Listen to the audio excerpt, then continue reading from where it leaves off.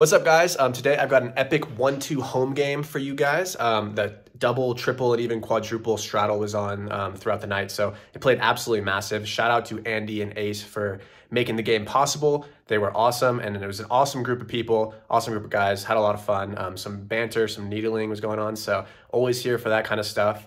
The whole goal I had going into this was to make at least $20 so I could pick up canes for free on my way home. So let's find out if we do that.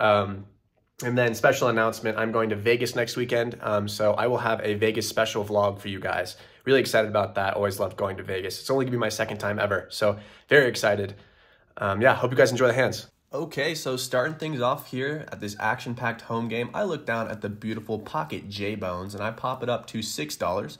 Folds around to the button, who makes it 20. Comes back around to me, and I want a 4-bet here, but I was a little stuck on what sizing I should take. The game started about 10 minutes ago, and I wasn't sure how big or how tight everything was going to play, so I landed on a smaller sizing of 2.5x since we're already heads up, and I made it 50.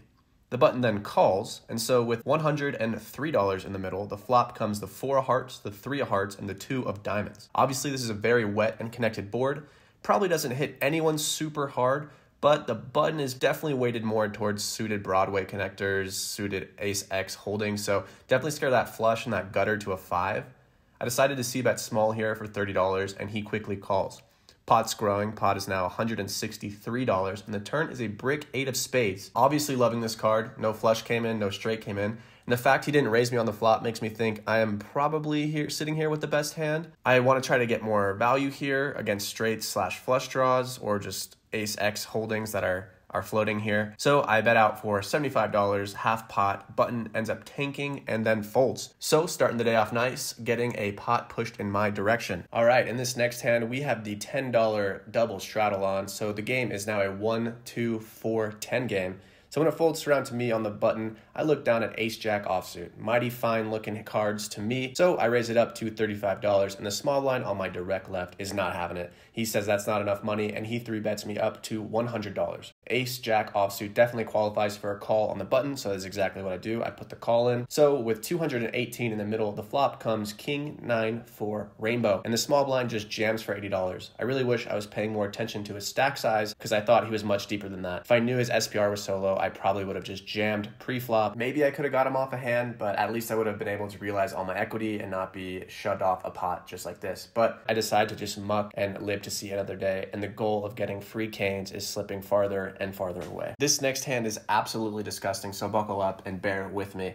I look down at one of my favorite hands, Jack 10 suited in the hijack, which to me is looking down at essentially the nuts. Action starts with UTG making it 6, and then it gets 3-bet to 25 by the low jack. I decide to exploitatively call here, assuming that the initial raiser wouldn't 4-bet. But boy oh boy was I extremely wrong when he does in fact 4-bet it up to $80. This does feel like a pretty small 4-bet into 2 other players in the hand. The low jack decides to make the call, and I have to put $55 into a pot of $185. Assuming I have the worst of it, I probably have at least 20% equity, 20 to 25. So I decide to just make a greedy call, hoping to see a nice flop. With about $245 in the middle, the flop comes ace 9 10 rainbow with no spades.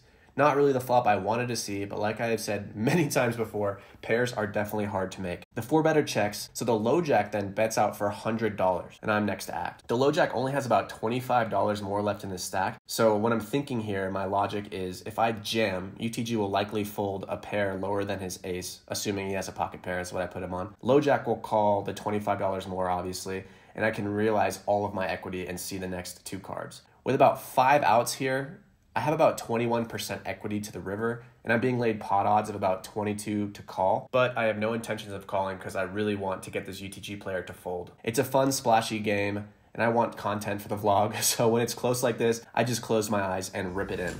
All in. UTG player folds, thank the Lord, and low jack calls for the $25 more. Everything is going according to plan. Now I just have to suck out on this guy. We agree on running it 2 times. On the first board, the turn is a freaking jack. Holy shit, I suck out, and the river is a 5. I have 2 pair on the first board, so I'm at least chopping this pot. Second board, the turn is a 6, and I'm fully prepared to chop it, but the miracle 10 comes on the river, and I make trips on the second board. I scoop this entire $550-ish pot in a disgusting suck out fashion, and I'll let you guys watch everybody's reaction because it was pretty crazy, and I felt really bad for the guy that I sucked out on. Eamon, how much you adding? Some variance. 100 more. Did it help? I got there. Did you? Oh. Brutal beast. Wow. 30. That's disgusting. That is disgusting. Yeah, sorry about that one. Do I start your catch? It's making the vlog Do I though. start your catch? Fuck. Let's go. Dude. Sorry. Brutal. I had queens and this guy's peeling 4-bets with Jack 10. What the fuck? It's suited. No. Asshole. The villain ended up having ace king there, and the under the gun player ended up having pocket queens. So I was extremely lucky to win this hand, much less win on 2 runouts. And there was a little bit of needling going on, but honestly it was all fun and games. We're all friends, so don't take any of it too seriously. But jumping straight into this next one, there's a $10 double straddle on, and I looked down at king queen offsuit on the button. I was still on a high from the last hand, so for absolutely no reason, I just make the call. I'm on the button. This is a definite raise here. I have no idea why they didn't do that, and yeah, it becomes my downfall, and you'll see. It folds around to the straddler, and he ends up checking his option. The flop comes king of clubs, 3 of hearts, 4 of hearts. So not a bad flop. I have top pair, but since this is a limped pot, the straddler could literally have any 2 cards, so I have to tread carefully. The villain checks to me, and I make it 10. He calls, and the turn comes a 6 of spades. He checks to me again, and I make it 20 this time. The villain then check raises me to 65. Not really sure what to make of this other than he just hit a straight or is now open-ended with his flush draw that he had on the flop. I think it's a little too early to fold to this, so I just call. Pot is about $177 and the river is a 2 of clubs. The villain goes all in for about 140 or so, and it feels like I'm absolutely crushed. So after a moment or two of thinking, I just make the fold, and good thing I did, because he ended up showing me 5-7 offsuit for a turn straight. These are one of those hands that if I had just raised it up pre-flop, definitely would have folded and I could have just taken down all the dead money, but you live and learn, so moving on to the next one. We look down at the beautiful Jack 10 of spades once again, and there's an early position raise to $6, and my friend Eamon is in middle position, who 3-bets it up to $21. I decide to just make the call in position of both the raisers, but the initial raiser decides to fold. We're going heads up to the flop of Jack of diamonds, the 6 of clubs, and the 7 of clubs, with $51 in the middle. It's a good flop for me as I have top pair. Eamon decides to c-bet out here for $20, and I contemplate raising him because it's very common that most people are c-betting way too often, especially out of position here. But I decide on a more passive route and just call. Turn is a little gross. It's the 4 spades, bringing in a possible straight, but that doesn't stop Eamon from firing again for $50. Again, I decide on a passive route and just make the call. Pot's growing. Pot is now 209, and the river is the 5 of clubs, bringing in the flush draw and every straight draw if there was one. It's a very disgusting card, and even more disgusting when Eamon leads out again for 125. I've been playing with this guy a lot recently, and I know he's capable of having the nuts here and some complete bluffs. I honestly tank for a really long time, and I really want to call. I even say he probably has nothing out loud. I usually call when I feel so strongly about a bluff, but in this case, something was telling me to just toss my cards away. So I muck because of such a disgusting run out, and I instantly get shown the bluff. They make it yellow? Yeah, Show yellow bluff. is like the more Are you filming? it's like the Yes. real short. Yes, let's go. I fucking knew it. Let's Yeah, go. I was so close to calling that. Jake. So he definitely owned my soul here, and he was very excited to show that he had ace-4 suited for just a pair of 4s, and he just completely owned my soul. So now I get to look down at a premium ace-king offsuit, and I open things up from under the gun. I make it $6 to go, and then I get 3-bet pretty small to $15 by the cutoff. The button then cold calls, and it folds back to me.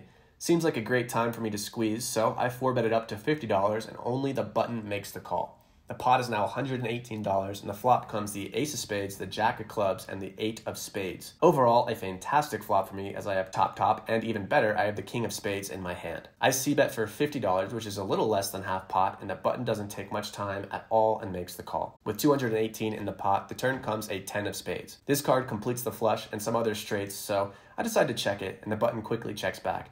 In hindsight, I really wish I went for more value here, something like 1/3 to 1/2 pot size bet, especially since I'm now drawing to the nuts with another spade coming. The river comes an amazing queen of spades, and somehow I end up here with the nuts. I really didn't want to have it check through, so I quickly lead for $100, hoping it looked a little fishy to him. And I guess that did the trick, because after some time, the button ends up making the call, and I show him the bad news, and we scoop a $418 pot. All right, so moving on to a quick one to end the night off. I look down at Pocket Jacks once again. Love that guy. Thank you, Jack. There is a $16 triple straddle on this hand, and I find myself in the $8 double straddle. 2 early position players call the 16, and then it gets raised by a middle position player to $45. Folds around to me, and I have a pretty slam dunk re-raise, and I make it $125 to go. Honestly, I wish I went a little bit bigger here, but it folds around to the initial raiser, who ends up making the call. With 305 in the middle, the flop comes the queen of spades, the jack of spades, and the 8 of clubs. Pretty gosh darn epic flop as I have a set, and I'm not blocking the villain's continuing range. Villain could easily have a queen or a spade draw of some sort. Villain checks to me, and since he only has $125 left in his stack, I just decide to rip it in.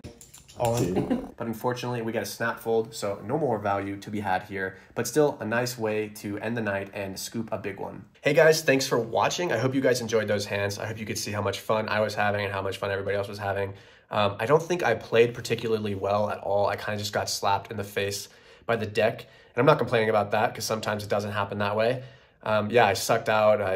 I was in spots I probably shouldn't have been at some points, but yeah, there was a lot of other hands that I lost that I thought were pretty boring, like just folding to c-bet, so I left those out. And there's also some pots that I won that I left out that I didn't think was too entertaining. So there's a lot more hands than I showed here, but I was in for 300, out for 725, giving me a profit of $425, which is a great way to start the weekend, a great time at 1-2. And like I mentioned, I'm heading to Vegas next weekend, so look out for a Vegas special vlog. And if you guys have any spots you can recommend me, I've only been to Vegas one other time. So let me know what casinos you think I should hit, where I can vlog. That would be much appreciated. And as always, please subscribe, please like, comment. I love talking to you guys. I'm really appreciative to you guys. I have way more subscribers than I thought I ever would, so thanks. I really appreciate it, and hope you guys enjoyed the video, and look out for that next Vegas special coming out.